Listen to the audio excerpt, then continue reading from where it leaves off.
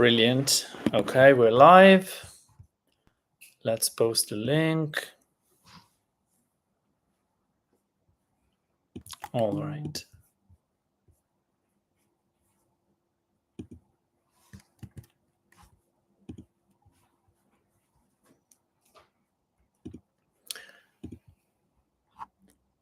Okay, let's see if more or less people turn up this time.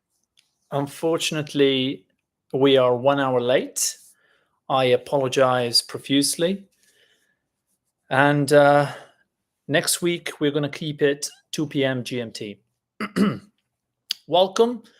This is, I think, the the 9th or 10th episode of Learn Italian Live. What we do is very simple. People turn up and they can ask any sorts of questions regarding Italian. I'm an Italian native speaker, and so I can help you with any question, problem, example. If there's an example that you've heard, that you've seen, that confuses you, you can ask me in the chat, and I will tackle it. I'm gonna give everyone 2 minutes, and in 2 minutes we're gonna start. This session is gonna be recorded, so it's better if you take notes, but you don't have to take notes. You will find it in the channel later. Brilliant. Let me know if there's any problem with the audio or with the video. So please give me a sign if you're here. Hit the thumbs up button so that more people can join in. And yeah. All right, some people are showing up. That's good. Please let me know if you can hear and see clearly, and post your questions. If I don't see any question in about a minute, I'm going to start on a topic of choice. I'll be the one choosing.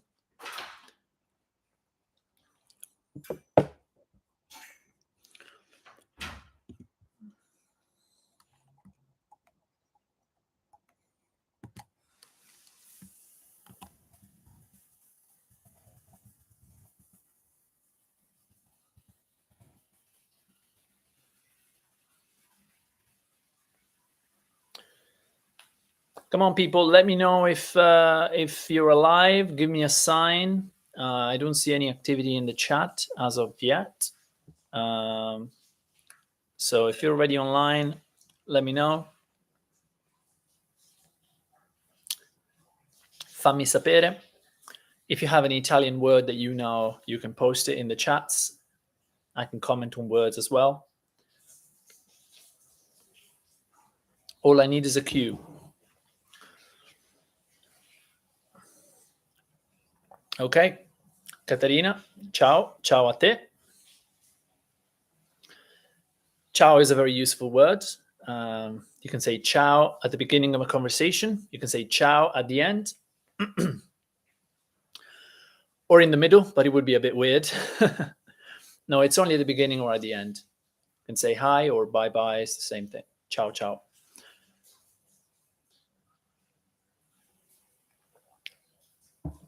Well, if you repeat it twice, actually, if you repeat it, then it would be goodbye. You wouldn't say ciao, ciao to someone that you've just met. But ciao, ciao at the end of a conversation, that makes sense. Otherwise, just one ciao. Ciao. And there's also a famous motorbike model called Ciao, but it's a very old motorbike. Corbina, the sound and picture of high quality. This is my first time on your live channel. Corbina, welcome. Benvenuto. E grazie. Thank you for letting me know about the fact that you can see me and hear me.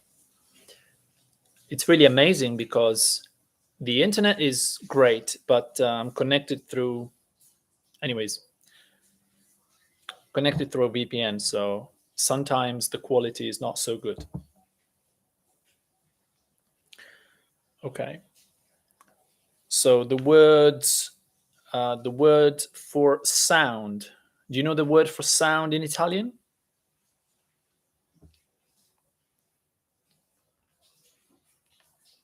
By the way, I think we can start in right now.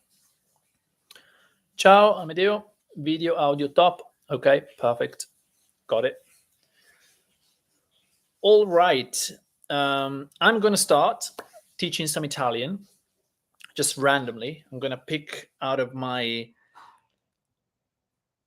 immense knowledge of the topic and pick something that we can talk about in about 20 minutes, and then we can do some exercises, go through some examples.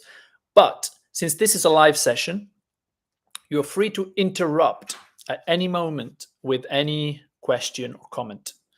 And then it's going to be up to me whether I'm going to ignore them or not. I would like to begin with something that was brought up to me by a student very recently. This student said, I understand the Italian system. I've studied it. I'm a university. They signed up to the Italian Master University. They've done the classes, but I miss a lot of what Italians say, because a lot of the time it's not that I don't understand the words, but I just don't know what they would be saying in a particular scenario. And it's true. There's so many cases where I know, because I'm learning a language myself. And so as I learn it, I realize that there's so many things that native speakers say that I don't even expect, because that's not what I would say in my language, right? So, for example, let's take an Italian sentence that is very simple, but non-native speakers might struggle with, because it's not what they would say in their home language. So it's in the chat. Fare un buco nell'acqua. This is just standard Italian, by the way. There is nothing special about this sentence. But of course, it's a figure of speech. So if you don't know what it means, really, then it's hard to hear it, right? I mean, you can hear it, but it's hard to capture it, tune in, understand what's being said. So, do you guys want to give this an attempt, a go? Would you like to make an attempt and try and find out what this means? Fare un buco nell'acqua. These are very common words. Very common words. Maybe the sentence itself is not extremely common, but everybody knows what it means. And the words themselves that make up the meaning, the sentence, are super common. Does anyone know what any of these words mean? And would you like to make an attempt and translate this sentence?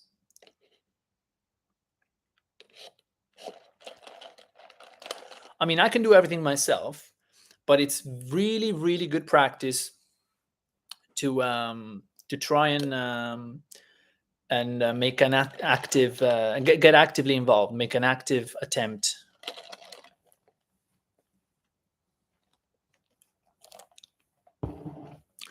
Also, please let me know if you're beginners, if you are, advanced students, if you want to know something in particular. To make a hole in a water. So Corbina is guessing right. This is exactly what it means. To make, to dig a hole in water. To dig a hole in water. Fare is the verb to do. We've seen in the past, actually, I think it was the last live session that fare is one verb, while in English you have two. You have to make or to do. In Italian, we just have one, fare. And so it's extremely common, fare. Of course, we have to conjugate verbs in Italian, right? So if I want to say I do, then faccio. If I want to say you do, fai. She does, fa. Why are they all different? Because in Italian we conjugate verbs. So each of the 6 persons will have its own version of the verb. That's not too problematic for people that are already aware of how Italian works.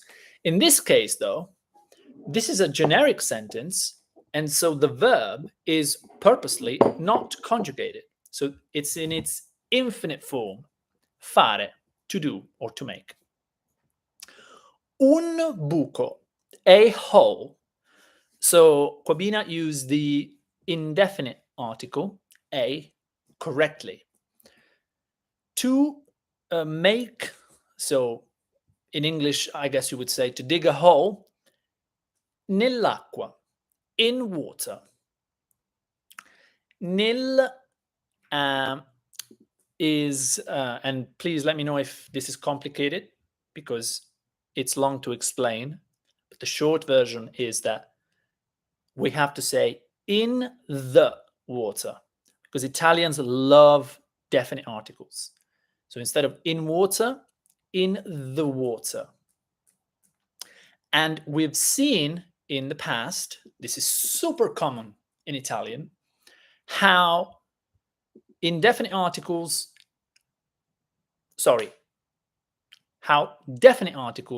and prepositions like in merge to form complex prepositions. Nella. And then we have the word acqua, which means water, and it begins with a vowel. So we get rid of the last vowel in the complex preposition to make it even more complex. Nil. So 2 L's and then the apostrophe. The apostrophe is not an accent, but it's still a phonetic marker, and it signifies that a vowel is missing, is truncated to aid pronunciation. So this is the story of this sentence. Fare un buco nell'acqua. Now, this sentence has a literal meaning, to dig a hole in water. But of course, in Italian, there is another meaning that is attributed to this sentence. Can you guess what the meaning is? I mean, can you dig a hole in water? Imagine that someone is trying to convince me that sparkling water is terrible. However, I love sparkling water. And this someone keeps trying to convince me that sparkling water is terrible. And he goes on and on and on and on and on for days, for weeks.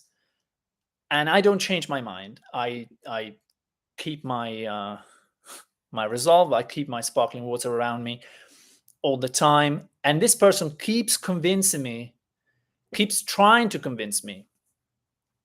So in such a scenario, we could tell the guy, you're making a hole in, you're digging a hole in water. What do you think the meaning is? So if you know the meaning, then you can use it too. This is a very common thing to say. Fare un buco nell'acqua. So you can tell someone, stai facendo un buco nell'acqua.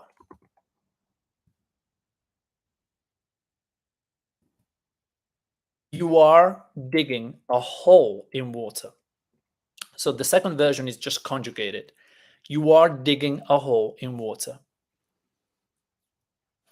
What's the meaning of this? How what's the interpretation? Can anyone have a guess? If not, I will just say it. I think it's more memorable if you guess it, and especially if you guess it wrong.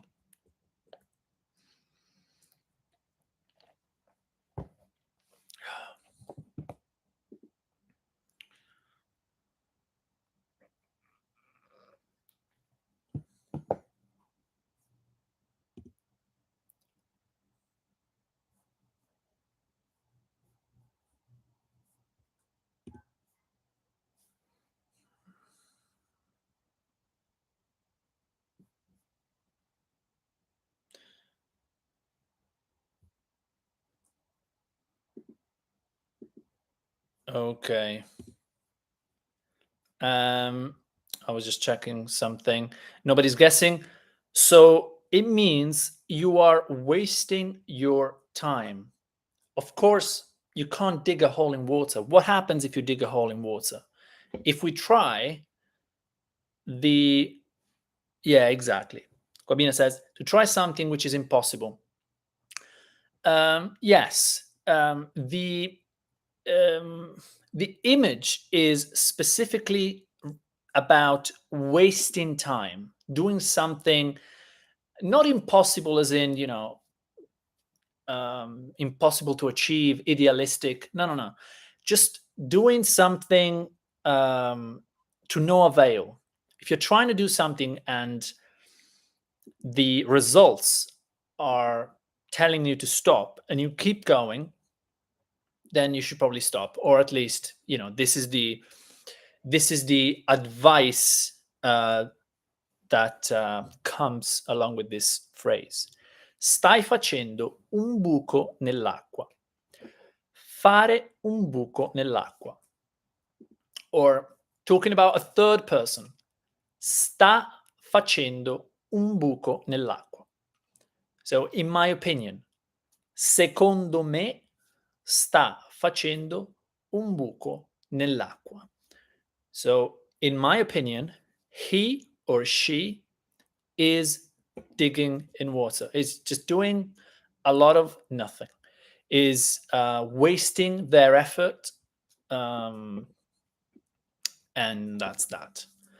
Right. So, is everyone following along? Is it too difficult? Is it too boring? Is it too easy? Is it too quick? While you're thinking about it and commenting in the chat, I am going to come up with the next sentence.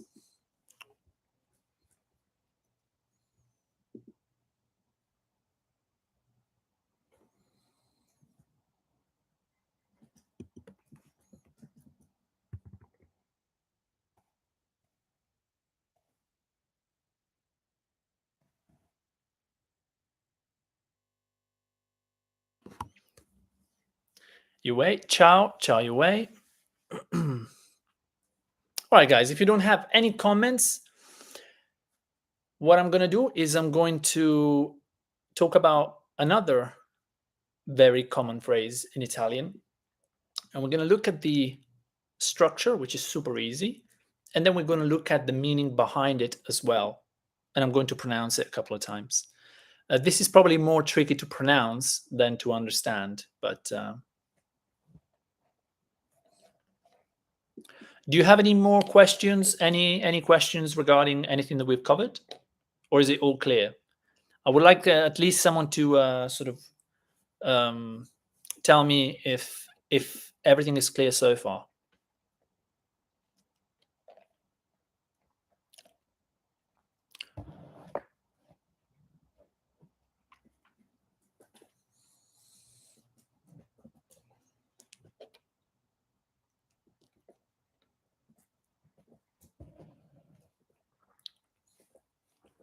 Silence.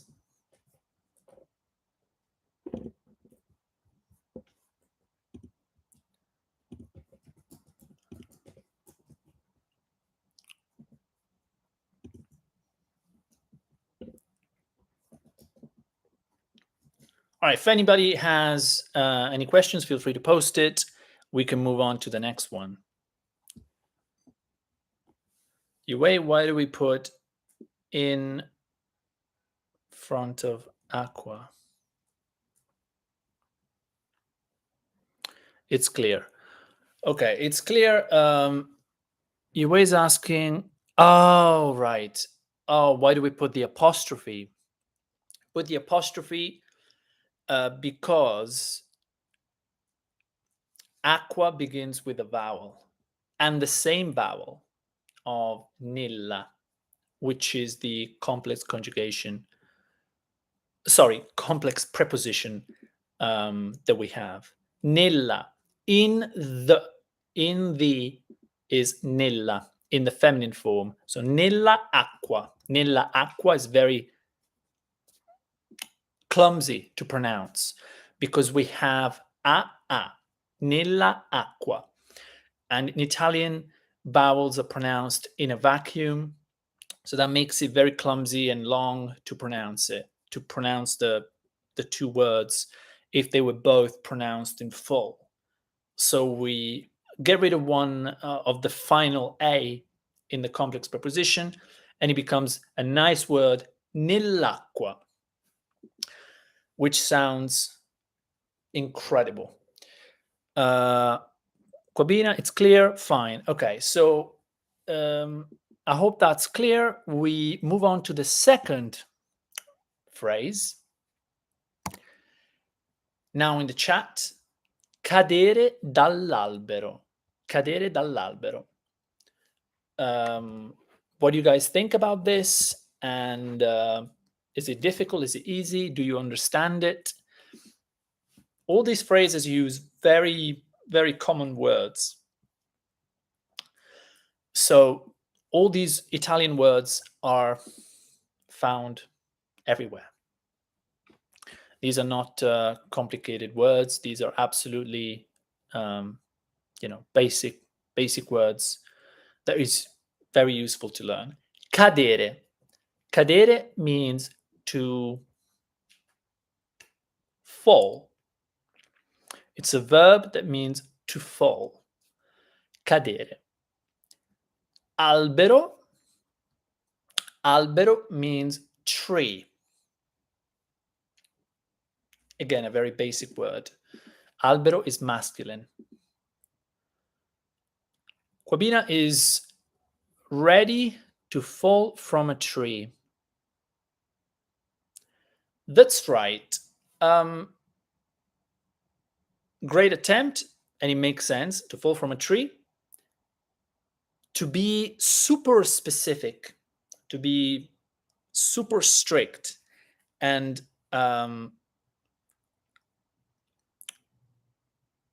caring much about the details of what's going on. Dal albero is, again, there's an apostrophe. It should be dallo albero.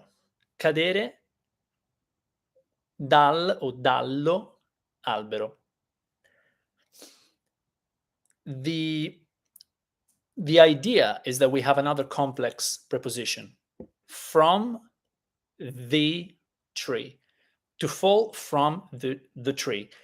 So we have from, which is a preposition, and then we have the. So it's not a, it's the tree. It's the definite article. Remember, very often in Italian, when in English you would have no article, in Italian you would have the definite article. And this is the reason why complex prepositions exist, because there is a need for it. Because otherwise you would have to say of, the, from, the, all the time. You don't do that in English. A lot of the time you don't have the article. So complex prepositions are actually there to simplify things. To fall from the tree. Just making sure that this is clear. Cadere dall'albero. And then, of course, we have the apostrophe, because albero also begins with a vowel, which is a rare case in Italian, right? Usually words start with a consonant and end with a vowel. So to fall from the tree. This is much more difficult, I think, to guess. The literal meaning is, of course, to fall from the tree. That's perfect. But what's the underlying meaning? What's the cultural meaning? This sentence, I'll give you an example of when it might be useful.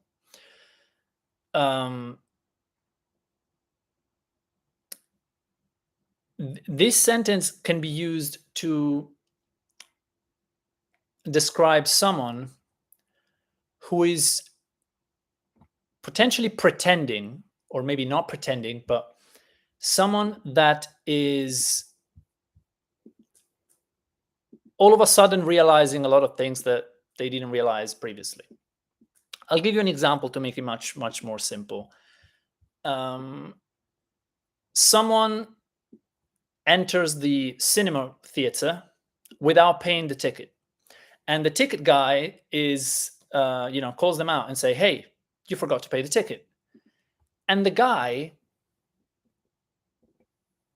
shows that he didn't know, or she didn't know about tickets, when they would have to be paid, where, how. So this could be a genuine not knowing anything. So this is the reason why to fall from the tree. Like, it's as if you had spawned in a video game from nothing and knew nothing about a situation.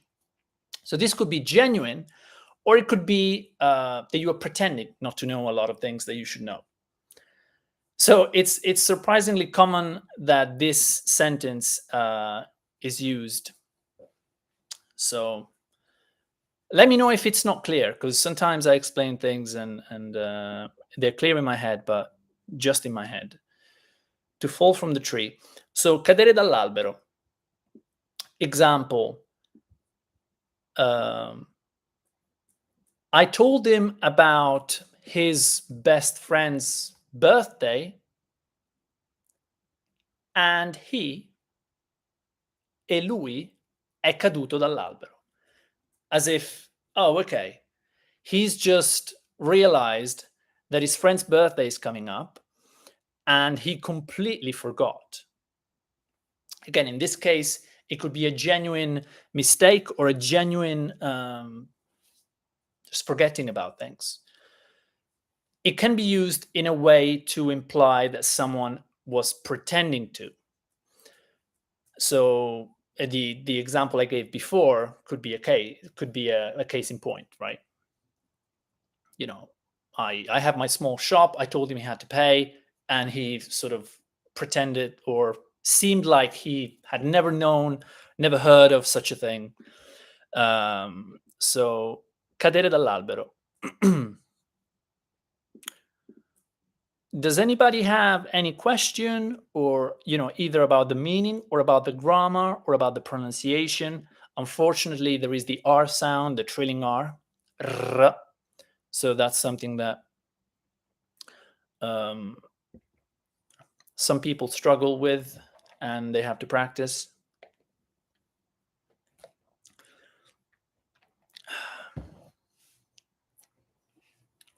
These are all very useful idioms, by the way. Let me see if there's a nice translation for this last one that we are covering, because it would be interesting.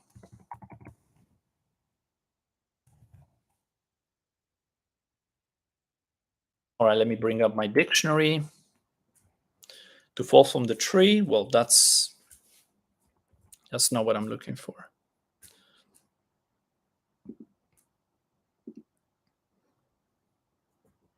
To drop from the tree, no, this is completely useless. Yeah, cadere dall'albero, I'm expecting something very different. Anyways, to suddenly realize, as we said earlier. So I'm gonna leave you another minute to collect your thoughts and and yeah, and come up with questions or comments. Meanwhile, I'm gonna look for the last phrase that we're gonna cover today. Last Italian phrase. I would like for it to be another very useful, very easy idiom or meaningful phrase. Hmm.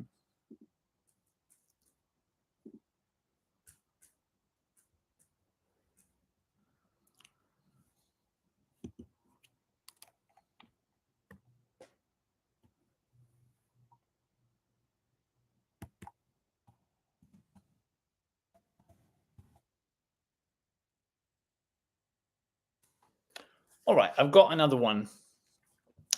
I hope you're ready. This is the last one that we're going to cover today. We've already been live for about half an hour.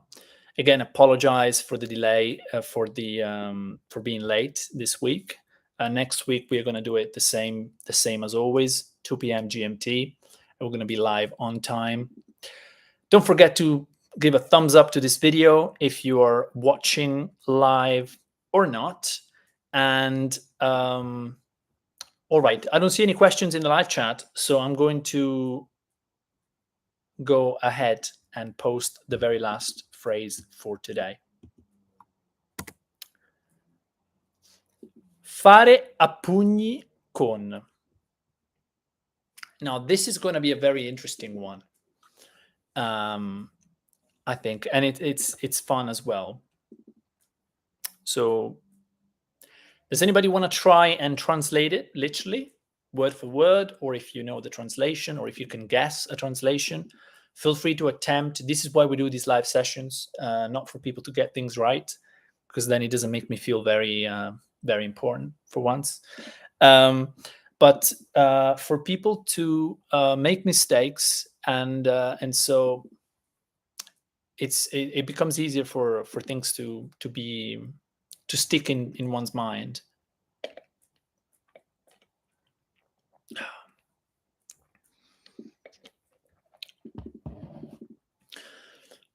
Feeling shame is not often useful, but this is one of the cases where you can work to your advantage, because you associate some learning outcome to a feeling, and then those words or those phrases or those explanations stick in someone's memory.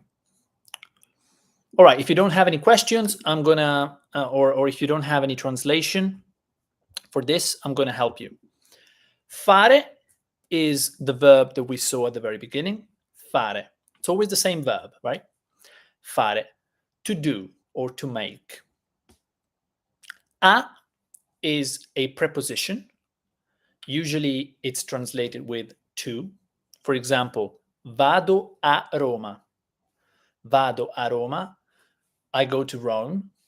Vado a Milano. I go to Milan. My geography is really bad, so I always go to Rome or Milan. And pugni.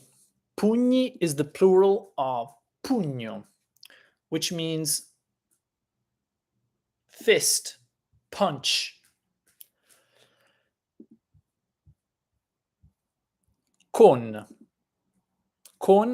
with. Another simple preposition, con, with. Vado a Milano con te. So I go to Milan with you. Vado a Roma con loro. I go to Rome with them.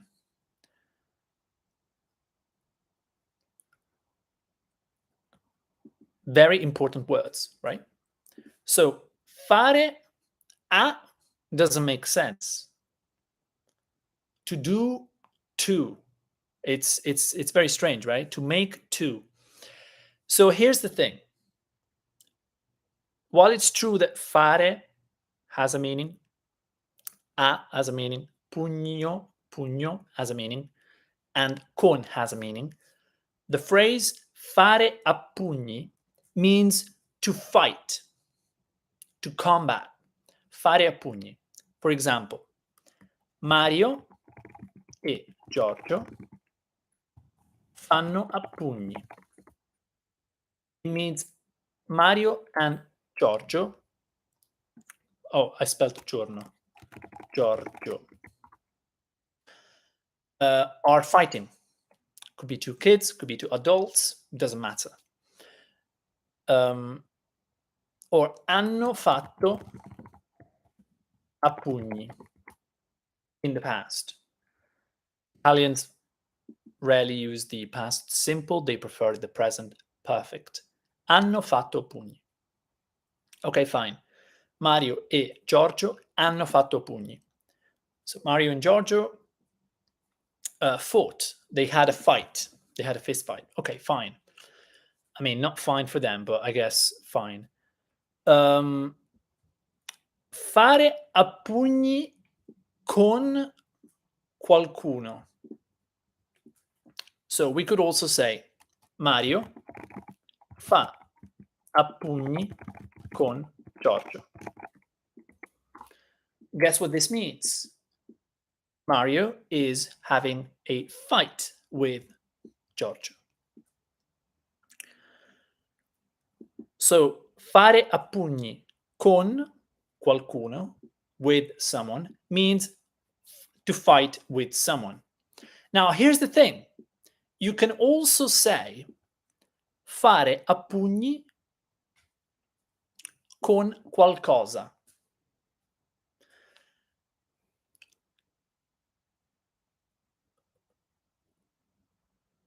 For example, questi colori o il tuo vestito. This is better. Il tuo vestito. So your dress, your clothes, fa a pugni con il tuo cappello. So technically, what I'm basically saying your clothes are having a fight with your hat. But the meaning is your clothes don't match your hat. Like your hat and your clothes don't go very well together. So this is the other meaning that the sentence has, and that's the reason why it's interesting. Is everything clear? We are almost at the 40-minute point, and we've covered 3 different phrases. We've looked at the grammar for all 3 of them, and also we covered the meaning behind them and the pronunciation.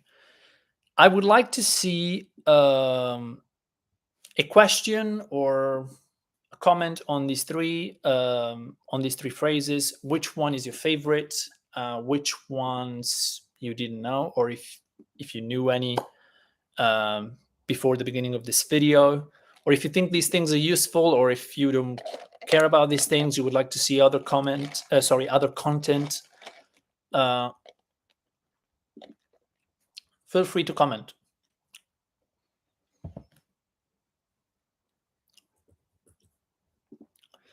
I'm gonna leave this open for another 30 seconds, and then if there's no questions or comments, we can close it for today, because I think we've done good enough.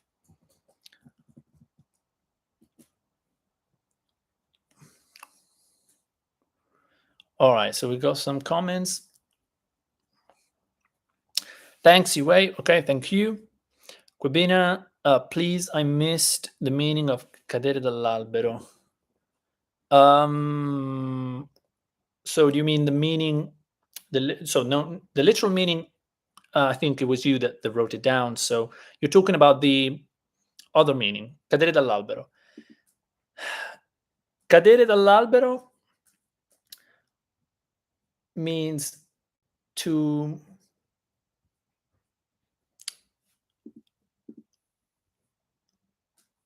show that you have complete lack of contextual knowledge about something. So, for example, in situations where you are expected to know certain things, if you don't know those things, then this sentence can be used. I'll give you an example. It's a bit difficult. I think in terms of explaining the meaning behind it, this is the hardest one. Cadere dall'albero. Ok. Gli ho chiesto a che ora era l'appuntamento.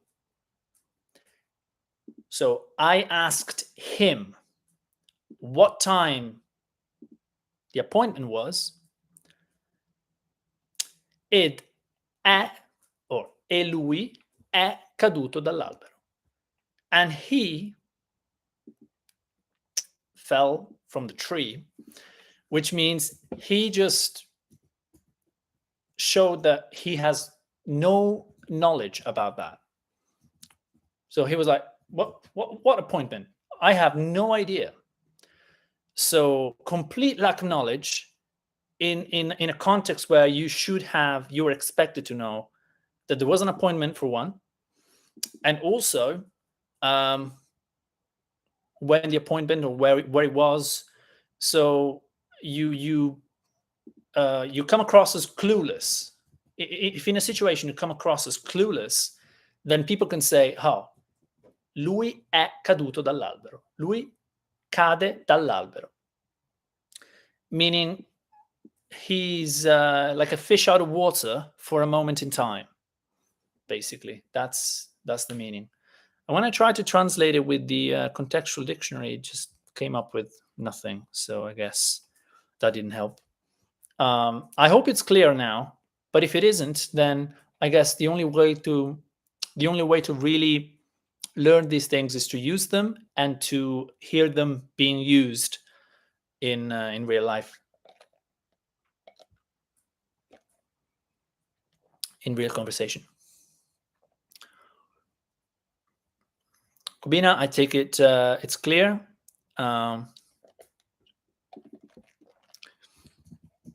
It's too long. We've already gone past the 40-minute mark. Oh, okay, it's clear. Thanks. Awesome. Thank you very much, Kubina, Yue, and Katerina, everybody that showed up, Amadeo. And I apologize profusely. It's been late. We were 1 hour late, and we're not going to be late next week. I'll see you guys next week. Prepare some questions, prepare some examples, and bombard me with questions next time. Thank you very much for showing up. Lots of you liked the video, so I'm quite happy. Comment below, and I'll see you in the next session. Grazie a tutti. Thank you very much. Yeah, thank you all. All right. Arrivederci. Alla prossima settimana. Ciao, ciao, ciao, ciao.